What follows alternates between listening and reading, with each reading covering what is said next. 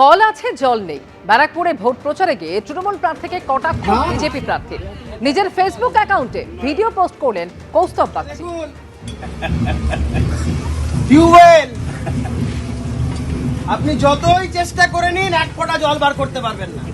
আমি রাজ চক্রবর্তীকে বলছি, এখানে এসে আপনাকে আমার তো আপনার মতন অত পয়সা নেই, 10,000 টাকার বাজি আপনার সাথে রাখলাম। আপনি যদি এখান থেকে এসে এক ফোঁটা জল বার করতে পারেন, আমি 10,000 টাকাও দেবো, আমার প্রার্থী পদও প্রত্যাহার করে নেব।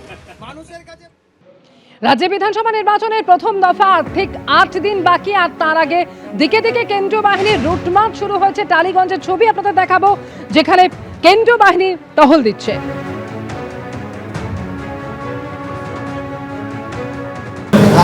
বেশি দূর নয়, তুমি তারা ইনফর্ম করে দেন, ওখান থেকে আপনি এখানে আসবেন।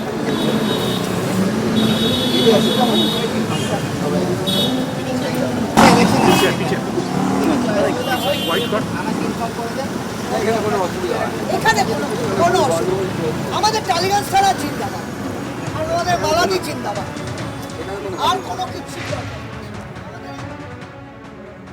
ভোটের মুখে কলকাতায় এবার গাড়ি ভর্তি টাকা ভর্তি গাড়ির হদিশ ফিরল।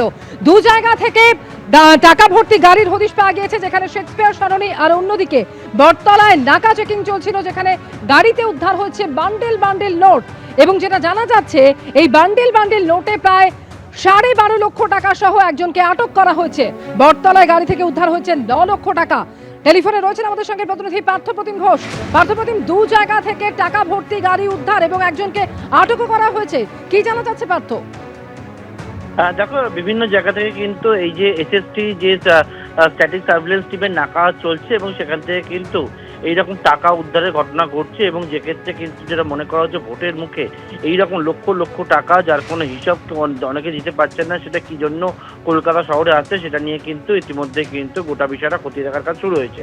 এবং আজকে সন্ধ্যে 6:30 নাগাদ সেটা হচ্ছে বটতলা এলাকায় দুটি গাড়ি, একটি গাড়িতে 4 লক্ষ টাকা, একটি গাড়িতে 5 লক্ষ টাকা, এবং দুটি গাড়িতে যারা যাচ্ছিলেন তাদের গাড়ি থেকে কিন্তু 9 লক্ষ টাকা উদ্ধার হয়েছে।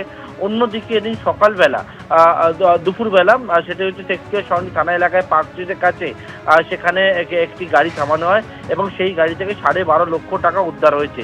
এর পাশাপাশি কিন্তু আরও বিভিন্ন যে জায়গা রয়েছে সেই জায়গা থেকেও এই টাকা উদ্ধারের ঘটনা সেটা কিন্তু ঘটেছে। এবং ইতিমধ্যে কিন্তু যে বিষয়টা জানা যাচ্ছে পুলিশ সূত্র মারফত, সেটি হচ্ছে শহরের বিভিন্ন যে প্রান্ত রয়েছে সেই প্রান্তে কিন্তু ইতিমধ্যে যে তল্লাশি অভিযান, সেই তল্লাশি অভিযান চলছে এবং সেখান থেকেই যে স্ট্যাটিক নাকা পয়েন্টগুলো রয়েছে সেখান থেকে কিন্তু এইরকম লক্ষ লক্ষ টাকা, সেই টাকা উদ্ধার হচ্ছে, বাজেয়াপ্ত হচ্ছে, এবং একাধিকের বিরুদ্ধে আইনগত যে পদক্ষেপ সেই পদক্ষেপও গ্রহণ করা হচ্ছে পুলিশের তরফ থেকে।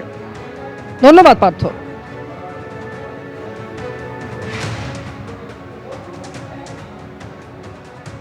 এবিপি আনন্দ, এগিয়ে থাকে, এগিয়ে রাখে।